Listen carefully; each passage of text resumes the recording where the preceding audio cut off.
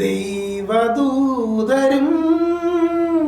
സ്വർഗനിവാസികളും പാടുന്നു ഓശാന ദാവീദിൻ സുതനേ. ഒരിക്കലൊരു വിശുദ്ധ കുർബാനയ്ക്ക് പോയപ്പോൾ അവിടെ ഓശാന ഗീതത്തിന് പകരം പാടുന്നൊരു പാട്ടാണ് ഇപ്പോൾ ഞാൻ പാടിയത്. പ്രിയപ്പെട്ട സഹോദരങ്ങളെ, ഞാൻ ചോദിക്കട്ടെ, ദൈവദൂതരും മാനവനിവാസികളും ദാവീദിൻ സുതനെ യേശു ക്രിസ്തുവിനെ ഓശാന പാടുമോ? ഇന്ന് പലരും അസ്ഥാനത്ത് ഉപയോഗിക്കുന്ന ഒരു പദമാണ് ഓശാന. പരിശുദ്ധൻ പരിശുദ്ധൻ എന്നാണ് സ്വർഗനിവാസികളും ദൈവദൂതരും ഒക്കെ പാടുന്നത്. ദൈവത്തിൻ്റെ പരിശുദ്ധിയെ പുകഴ്ത്തിക്കൊണ്ട് ദൈവത്തിൻ്റെ പരിശുദ്ധിയിൽ നിന്ന് അവർ പരിശുദ്ധി സ്വീകരിക്കുകയാണ് സ്വർഗത്തിൽ അവർ ചെയ്യുന്നത്. എന്നാൽ ഓശാന എന്ന വാക്കിൻ്റെ അർത്ഥം രക്ഷിക്കണേ എന്നാണ്. അത് ദാവീദിന്റെ പുത്രനായ ദാവീദ് ആരാണ്? രാജാവാണ്.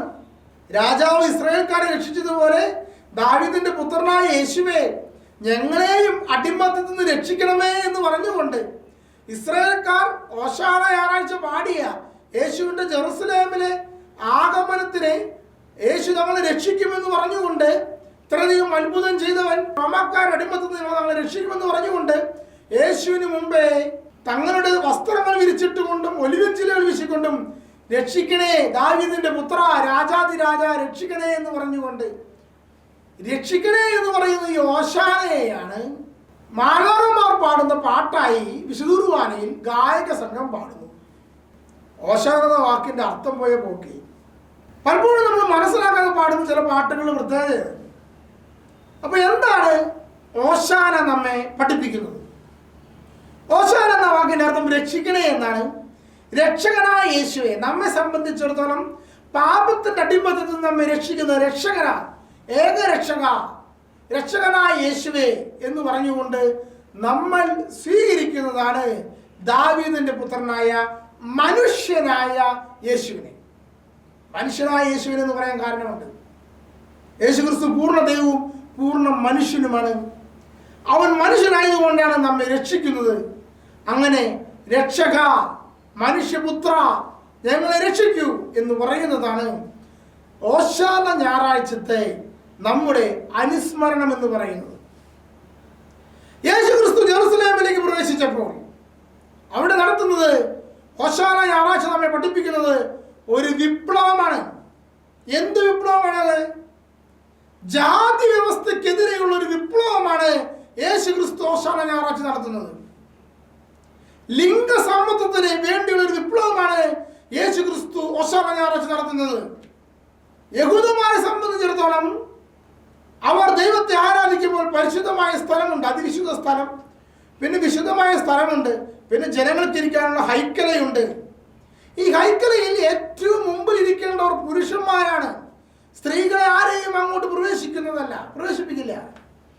ഇങ്ങനെ ഈ പുരുഷന്മാർക്ക് പുറകിൽ ഇരിക്കേണ്ടവരാണ് സ്ത്രീകളും കുട്ടികളും.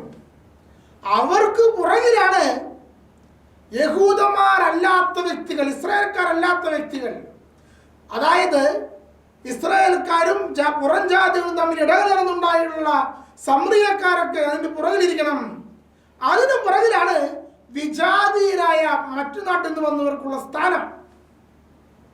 അപ്പോ ദൈവത്തെ ആരാധിക്കുവാനായി ജാതിയും ലിംഗസമത്വമില്ലാതെ ലിംഗഭേദവും വെച്ചുകൊണ്ട് അവർ ദേവാലയത്തിൽ ആരാധനയ്ക്കായി വെച്ചപ്പോൾ യേശു ക്രിസ്തു കടന്നു വരുമ്പോൾ എന്താ സംഭവം? ഈ വിജാതിയർ ഇരിക്കേണ്ട, പ്രാർത്ഥനാലയത്തിൽ ഇരിക്കേണ്ട സ്ഥലത്ത് നടക്കുന്നത് കച്ചവടമാണ്. അവിടെ ആരാധിക്കാൻ വിജാതിയർക്ക് വലിയ സ്ഥാനവും നൽകുന്നില്ല. അവിടെ നടത്തുന്നത് കച്ചവടമാണ്. നാണയമാറ്റക്കാർ, അതുപോലെ ബലിമൃഗങ്ങളെ വിൽക്കുന്നവർ, ഇപ്രകാരം നല്ലൊരു കച്ചവടം, ആവശ്യം ജനങ്ങളായതുകൊണ്ട് അസിന് കൊള്ള നടന്നുകൊണ്ടിരിക്കുക. യേശു ക്രിസ്തു ചമ്മട്ടി കൊണ്ട് ഉണ്ടാക്കി നാണയമാറ്റക്കാരെ തട്ടിമറിച്ചിട്ട് എല്ലാവരെയും അവിടെ നിന്ന് ആട്ടിപ്പുറത്താക്കി. അവർ നടത്തിയത് വിപ്ലവമായിരുന്നു, ജാതി വ്യവസ്ഥക്കെതിരെയുള്ള വിപ്ലവം. അപ്പോൾ യഹൂദന്മാർ ചോദിച്ചു, നിനക്കാണ് ഇതിന് അധികാരം തന്നത്? യേശു പറഞ്ഞു, നിങ്ങൾ ഈ ദേവാലയം നശിപ്പിക്കുക, 3 ദിവസം കൊണ്ട് ഞാനത് പുനരുദ്ധരിപ്പിക്കും എന്ന് പറഞ്ഞുകൊണ്ട് യഹൂദന്മാരെ ചലഞ്ച് ചെയ്തു. അവിടെ യേശു ചെയ്തെന്ന് പ്രവൃത്തി എന്ന് പറയാമോ? ജെറുസലേം ദേവാലയത്തെ തൻ്റെ ശരീരത്തോട് മുമ്പിച്ചു. ദേവാലയം നശിപ്പിച്ചാൽ 3 ദിവസം കൊണ്ട് താൻ പുനരുദ്ധരിപ്പിക്കും എന്ന് പറഞ്ഞുകൊണ്ട് യേശു ക്രിസ്തുവിന്റെ ശരീരത്തെ നശിപ്പിച്ചു കഴിഞ്ഞാൽ 3-ാം ദിവസം യേശു ക്രിസ്തു ഉയർത്തെഴുന്നേൽക്കുമെന്ന ധ്വനി യേശു ക്രിസ്തുവോട് നൽകുകയാണ്. ഇത് മാത്രമല്ല, യേശു ക്രിസ്തു അവിടെ പറഞ്ഞു, എൻ്റെ പിതാവിൻ്റെ ആലയം സകല ജനത്തിനു വേണ്ടിയുള്ള പ്രാർത്ഥനാലയം എന്ന് വിളിക്കപ്പെടും എന്ന് പറഞ്ഞുകൊണ്ട് ജാതി വ്യവസ്ഥയും ലിംഗഭേദത്തെയും യേശു ക്രിസ്തു അവിടെ വെച്ച് തച്ചുടച്ചു. ഇതാണ് ഓശാന ഞായറാഴ്ച നമുക്ക് നൽകുന്ന സന്ദേശം എന്ന് പറയുന്നത്. അതുകൊണ്ടാണ് ക്രിസ്ത്യൻ ദേവാലയത്തിൽ മാത്രം, മനസ്സിലാക്കണമേ, ക്രിസ്ത്യൻ ദേവാലയത്തിൽ മാത്രം വിശുദ്ധ കുർബാനയ്ക്കിടയിൽ ഒരു മേശയ്ക്ക് ചുറ്റും സ്ത്രീകളും പുരുഷന്മാരും സമ്പന്നരും ദരിദ്രരും മേൽജാതിക്കാരനും കീഴ്ജാതിക്കാരെന്ന് പറയപ്പെടുന്നവരും ഒരുമിച്ച് തുല്യരായി നിന്നുകൊണ്ട് വിശുദ്ധ കുർബാനയ്ക്ക് മധ്യേ ഒരു മേശയ്ക്ക് ചുറ്റും ഒരപ്പത്തിൽ നിന്ന് ഭക്ഷിക്കുകയും ഒരു പാനപാത്രത്തിൽ നിന്ന് കുടിക്കുകയും ചെയ്യുന്നത്. ഇതാണ് ഓശാന ഞായറാഴ്ച നൽകുന്ന സന്ദേശം. അത് തന്നെയാണ് കേരളത്തിലെ നവോത്ഥാനത്തിന്റെ അടിസ്ഥാനം എന്ന് പറയുന്നത്. വൈക്കം സത്യാഗ്രഹവും മറ്റ് ജാതി വ്യവസ്ഥയ്ക്ക് നടന്ന വിപ്ലവങ്ങളെല്ലാം ക്രിസ്ത്യാനിക്ക് പ്രചോദനം നൽകിയത് ഓശാന ഞായറാഴ്ചത്തെ ക്രിസ്തുവിന്റെ ഈ പ്രവൃത്തിയാണ്. ഇതാണ് ലോകത്ത് നടന്ന ആദ്യത്തെ വിപ്ലവം എന്ന് പറയുന്നത്. ഇതാണ് ലോകത്ത് നടന്ന ജാതി വ്യവസ്ഥയ്ക്കെതിരെ നടക്കുന്ന ആദ്യത്തെ വിപ്ലവം എന്ന് പറയുന്നത്. ദൈവം നമ്മെ അനുഗ്രഹിക്കട്ടെ.